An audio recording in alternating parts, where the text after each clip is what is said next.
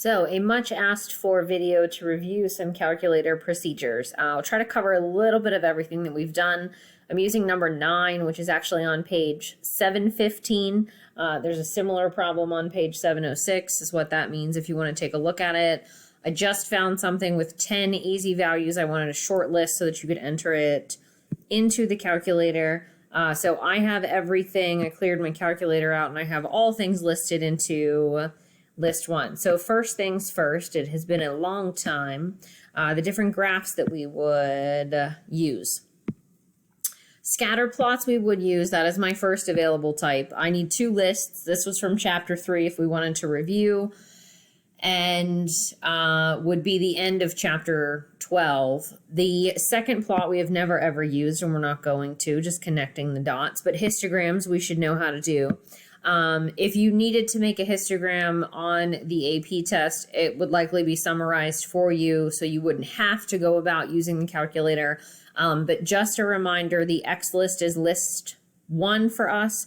Frequency means that if we had a data set with a lot of repeat values, and maybe a set that had 300 instead of 10, instead of importing or entering each one individually, we could say that we have values that range from 27 to 41, and this is how many times each one of them has occurred. That's what the frequency is, and have that summarized in list 2. So that would become our frequency. Because we have just our 10 individual points, I always call it just the raw data, we leave the frequency as 1.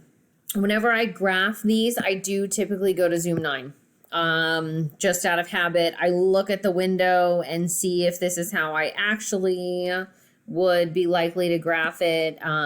It is not, because we end up using these decimal points. And so I'd probably, at the very least, change my X scale to, oops, one too far, change my X scale to a whole number. And then Y really is just for however many values we end up with in each particular bin, and take a better look at it that way. So again, if I had a longer list or a messier list with decimal points, that sort of thing, I could go ahead and copy this down on paper. It would be a lot easier than with that scale of 3.25. So the other types of graphs, we would use this box plot that shows the outliers, because why in the world would you not show your outliers? For that one, you can just do zoom 9. This would just be on a number line. You can trace if needed so that you can see your 5-number summary. And again, if you're going to put this down on paper, make the number line first so that it is scaled appropriately, so we can see in this instance how long that left tail is, so that we recognize a little bit of left skewness, and then plot your 5-number summary. The other box plot doesn't show outliers. So this data set didn't have them, that's fine, but again, there is absolutely no reason to not show them. So we in class have never used that option that didn't have outliers. And then this poor forgotten one here at the end. This is our normal probability plot. We looked at this in chapter 2. We said when we were assessing normality, we could either do the painstaking method, which is to see if our data actually matches the 68, 95, 99.7 rule. So we had to find the mean, find the standard deviation, and then say the mean plus or minus 1 standard deviation is from this value to that value, and count how many of our data points fell in those ranges. Do the same thing for plus or minus 2 standard deviations, plus or minus 3, and hopefully it would be close to the 68, 95, 99.7. This normal probability plot instead is for you creating the z-scores for every one of our 10 data points, and then essentially making a scatter plot of them, which is why it asks you for the data list and then the data axis. So if this is relatively straight, and zoom 9 again, it's the place to be, then that indicates normality. So we want this to be linear. That again indicates normality.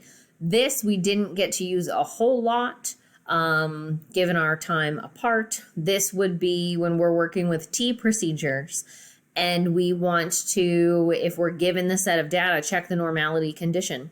And so this is one of the better ways to do it. So the histogram is nice. It shows us whether or not it actually has a bell curve.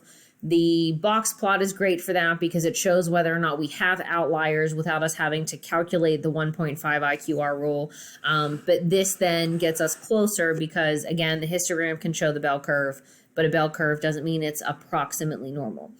So those are of my 6 options, the 3 graphs that I like to use. So first one, again, scatter plots we would look at later. Second one we never use, the histogram, the modified box plot because it shows the outliers, and last but not least, the normal probability plot. Other things data related from way back in the day. Under stat, the things that we used under calculate, again, focused on one variable stats. And then lin reg, we used the number 8 option, although you can use the number 4 option. And that will be in its own video. Under one variable stats, entering, again, the list. And if you happen to have a frequency list, you enter it. This one otherwise stays blank. I know in the graph, you entered a 1. If there was nothing else, if there was no list. Here, the frequency list, because we don't have anything into the list, it just stays blank. Instead, whenever we calculate this, we have the mean X bar of 28.8. We really never use the sum of the X's, but you can see easily, especially in this example, because we had a sample size of 10, that 288 divided by 10 is my 28.8. The sum of the X squareds, the sample size S, or I'm sorry, the standard deviation S is for our sample. We would use the 3.9. You ignore sigma sub X of 3.7. That would be if this were for a population. If this were a population of 10, standard deviation is on average how far do the points vary from the mean. And so we divide by n if we are working with a population, so we would divide by 10, versus sample standard deviation, we are dividing by the degrees of freedom, which is 9. It's n minus 1 instead. So that's why that is slightly higher. A little more variability in our sample, since samples vary from one to the next, than what we would truly have in the population. So my sample size of 10 is restated for me, and then my 5-number summary, which again, I could have traced my box plot to find. So it has been a while since we used that, but one variable stat shows everything. Otherwise, under the stat list, our favorite place recently to go is the test menu. So again, T's we used. Anything for proportions, which was Z, has to say prop Z. So we never used number 1, we never used number 3, we never used 7, and we never used 9. Those Z procedures were taught back in the day in an old version of the book. It is if you know the population standard deviation sigma, it is so unlikely for you to have a clue as to what that value is. And so because that's so unusual, our T's are for all things mean, and we have S to estimate sigma, and then anything proportion, we do the prop Z. So we are looking in our book problem that I picked about how quickly we're driving through construction zones. So we have all of our data. We have our list of 10.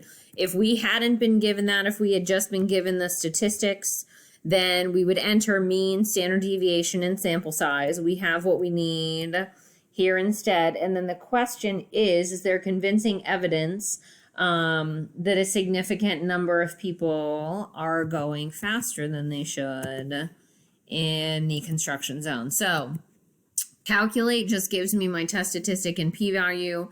If you would draw this out, it would show you the t-distribution and shade the area under the curve that represents the p-value.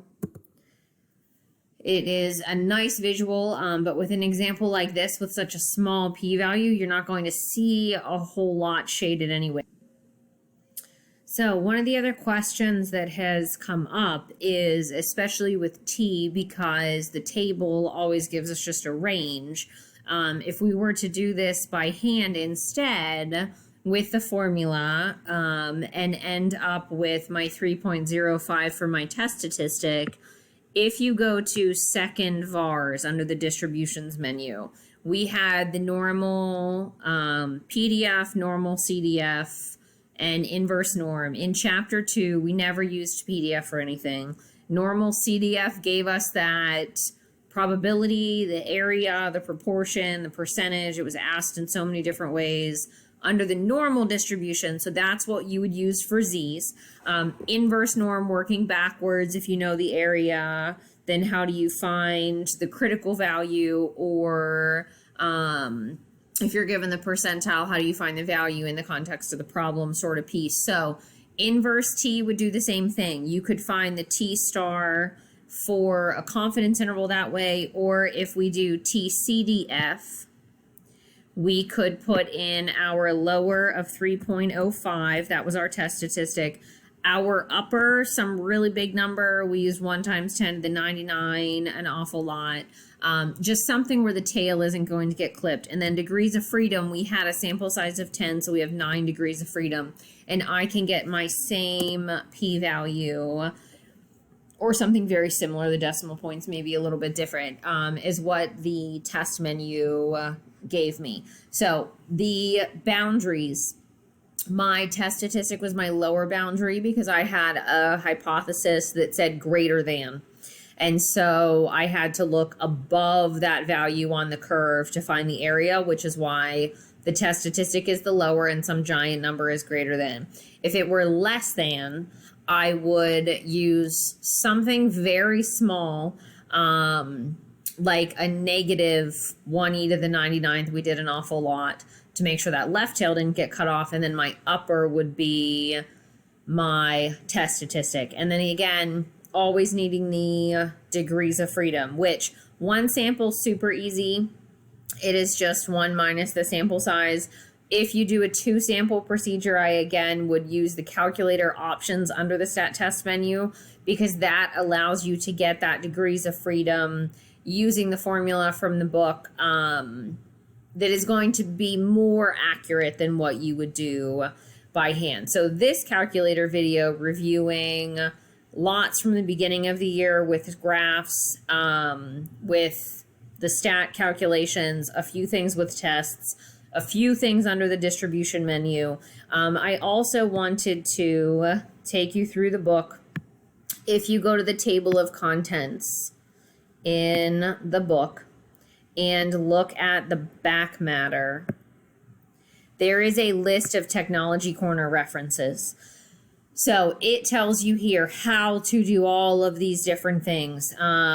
The next video will cover a few of these, but if there is anything missing, you can see what page it is in the book. You can see everything listed here. You can also, when you go to your sapling, if you look at student resources, one of your resources are TI-84 Technology Corners.